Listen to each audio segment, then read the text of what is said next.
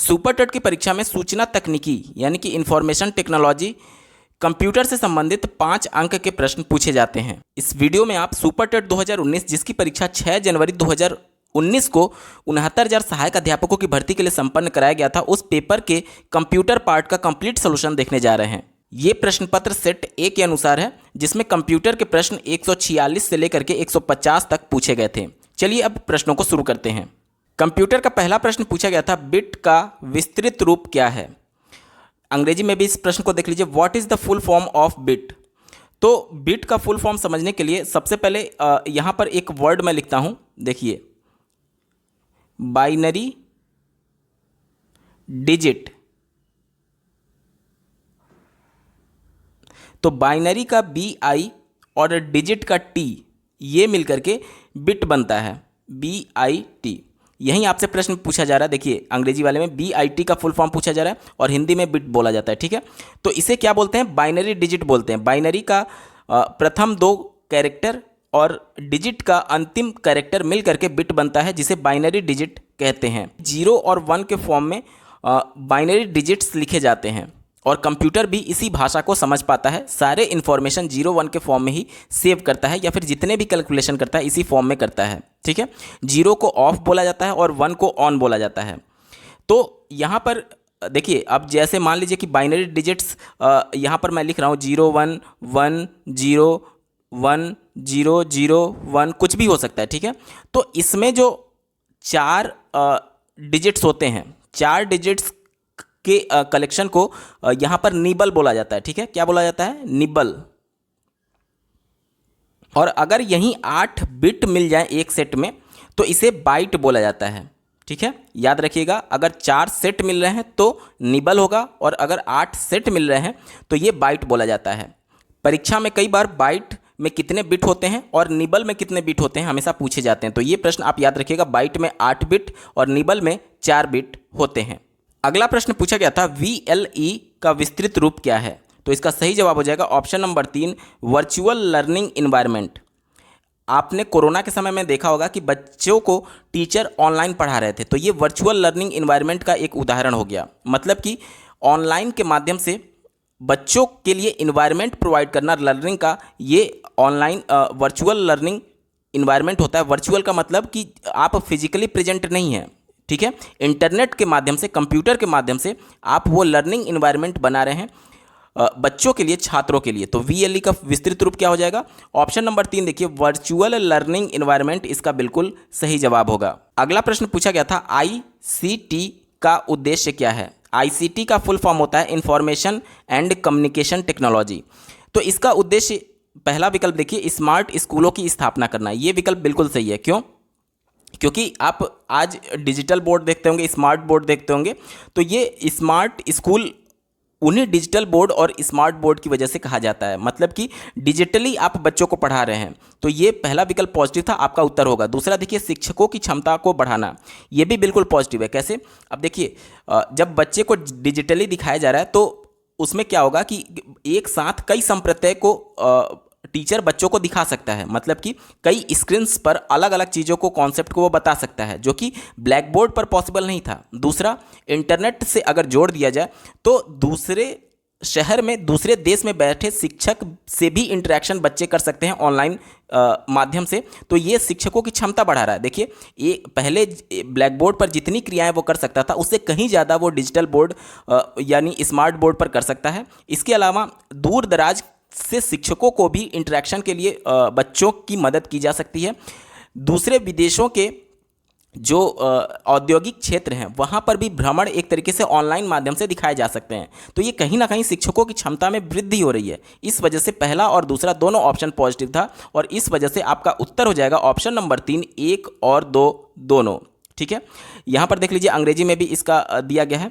पहला दिया गया है the establishment of smart school और दूसरा दिया गया है to increase the capacity of teachers. तो दोनों सही था, इस वजह से option number 3 both A and 2 are correct, इसका सही जवाब हो जाएगा। अगला प्रश्न पूछा गया था, स्पैम क्या होता है। व्हाट इज स्पैम आपसे पूछा जा रहा है। तो यहाँ पर देख लीजिए, अगर बात करें पहले ऑप्शन की, अवांछित संदेश, तो यही आपका उत्तर हो जाएगा, यानी कि अनवांटेड मैसेजेस। आप लोग देखते होंगे कि कई प्रकार के आपके पास मेल आते होंगे, या फिर आजकल जो स्पैम मैसेज हैं वो उनकी संख्या काफ़ी बढ़ गई है। क्या होता है, कई बार आपको लिंक भेजा जाता है, जैसे ही आप उस लिंक पर क्लिक करते हैं आपका सारा इन्फॉर्मेशन जो भी आपके मोबाइल में या फिर कंप्यूटर में एक तरीके से सेव है, वो सब कुछ जो स्पैम भेजने वाला है, जो अनवांटेड मैसेज भेजने वाला है, उसके पास चला जाता है। अब ये होता कैसे, इसको समझिए। जैसे देखिए, मान लीजिए आप गूगल चला रहे हैं, जीमेल, फेसबुक में लॉगिन किए हुए हैं, तो आपके मोबाइल में एक सेशन क्रिएट हो जाता है जिसमें आपने जो अपना पासवर्ड डाला हुआ है वो सब कुछ सेशन में सेव रहता है। और आप लोग देखते होंगे कुछ समय बाद जब इंटरनेट नहीं चलता है तो सेशन एक्सपायर लिखता है, या फिर कई जब फॉर्म भरते समय कुछ ज़्यादा समय हो जाता है तो वहाँ पर भी सेशन एक्सपायर लिख करके आता है। यानी कि एक्सपायर होने के बाद से वो इन्फॉर्मेशन एक तरीके से अब उस वेबसाइट पर नहीं है, लेकिन जब तक आप वर्क कर रहे थे तब तक वो सेशन में आपकी जो भी इन्फॉर्मेशन आपने डाला था वो सभी सेव था।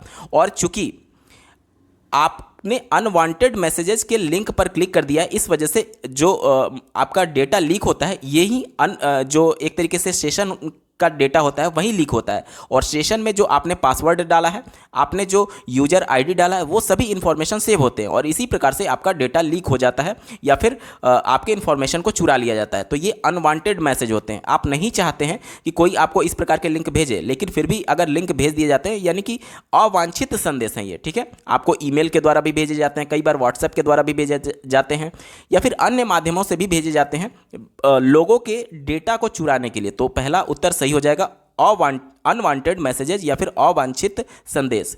देखिए, वांछित तो होता नहीं क्योंकि कोई अपना डेटा खुद नहीं चाहेगा चुराना, तो वांछित तो बिल्कुल ही गलत है, वांटेड मैसेज नहीं होगा। तीसरा देखिए, प्रोटोकॉल। प्रोटोकॉल क्या होता है, तो प्रोटोकॉल सेट ऑफ रूल्स है जो कि कम्युनिकेशन के लिए जरूरी है। मतलब कि ऐसे समझिए कि एक तरीके से नियमों का संग्रहण है, नियमों का संग्रह है, जिसके माध्यम से कम्युनिकेशन किस प्रकार से होगा दो लोगों के बीच में या फिर दो कंप्यूटर के बीच में, ये डिसाइड होता है। और अगर नेटवर्किंग में बात करें तो a protocol is a standardized set of rules for formatting and processing data. Protocol enable computers to communicate with one another. तो सीधे शब्दों में समझिए, ये नियमों का एक संग्रह है जिसके माध्यम से दो लोगों के बीच में या फिर दो कंप्यूटर के बीच में कम्युनिकेशन हो पाता है। तो ये ऐसा इस प्रकार का कुछ होता नहीं है स्पैम में, तो ये भी गलत हो गया। और जब दो गलत हो गया तो उपयुक्त सभी तो होगा ही नहीं। तो इस हिसाब से ऑप्शन नंबर 1 अनवांटेड मैसेजेस इसका बिल्कुल सही जवाब हो जाएगा। कंप्यूटर पार्ट का अंतिम प्रश्न पूछा गया था, निम्नलिखित में से प्राइमरी मेमोरी कौन सी है? Which of the following is the primary memory? देखिए, कंप्यूटर में दो प्रकार की मेमोरी का यूज किया जाता है, पहला प्राइमरी और दूसरा सेकेंडरी। प्राइमरी मेमोरी उस मेमोरी को कहते हैं जो कि कंप्यूटर को रन करने के लिए आवश्यक होता है, और सेकेंडरी मेमोरी उस मेमोरी को कहते हैं जो कि कंप्यूटर में अलग से लगाया जाता है कंप्यूटर के भंडारण यानी कि स्टोर करने की क्षमता को बढ़ाने के लिए। बात करें ऑप्शन नंबर 4 की, रोम, तो ये इसका प्राइमरी मेमोरी होता है, जिसका फुल फॉर्म होता है रीड ओनली मेमोरी। देखिए, बेसिक इनपुट आउटपुट सिस्टम यानी BIOS इसी रोम में सेव होता है। ये बेसिकली एक फाइल होता है जो कि कंप्यूटर जैसे ही आप ऑन करते हैं तो सबसे पहले ये चेक करता है कि जो इनपुट डिवाइस है यानी कीबोर्ड, माउस और भी जो भी आप प्रिंटर वगैरह, जो अगर स्कैनर वगैरह अगर लगाए होंगे, प्रिंटर नहीं, ध्यान दीजिएगा, स्कैनर इनपुट डिवाइस है। तो अगर आप स्कैनर लगाए होंगे या फिर जितने भी इनपुट डिवाइसेज आपने लगाए होंगे उन सबको स्कैन करता है, और आउटपुट डिवाइसेज जितने भी होंगे जैसे कि मॉनिटर हो गया, प्रिंटर हो गया, इसके बाद से अन्य जो भी डिवाइसेज आप लगाए होंगे जैसे कि स्पीकर हो गया, तो इन सबको वो चेक करता है कि इनपुट और आउटपुट डिवाइसेज सही से रन कर रहे हैं या नहीं, और कंप्यूटर को ऑन करने के लिए जारी किया जा सकता है या नहीं। तो कंप्यूटर को ऑन करने से पहले इनपुट और आउटपुट डिवाइसों को चेक करने का काम BIOS का होता है, बेसिक इनपुट आउटपुट सिस्टम का, जो कि रोम में सेव होता है। ठीक है, तो यही जरूरी होता है कंप्यूटर को रन करने के लिए। तो जो प्राइमरी मेमोरी होता है वो रोम होता है, रीड ओनली मेमोरी। अब हार्ड डिस्क की अगर बात करें तो बहुत से अभ्यर्थियों के मन में ये डाउट होगा कि कंप्यूटर के अंदर ही हार्ड डिस्क लगा होता है, तो क्या ये प्राइमरी मेमोरी है या फिर सेकेंडरी मेमोरी है? ये दोस्तों सेकेंडरी मेमोरी होता है।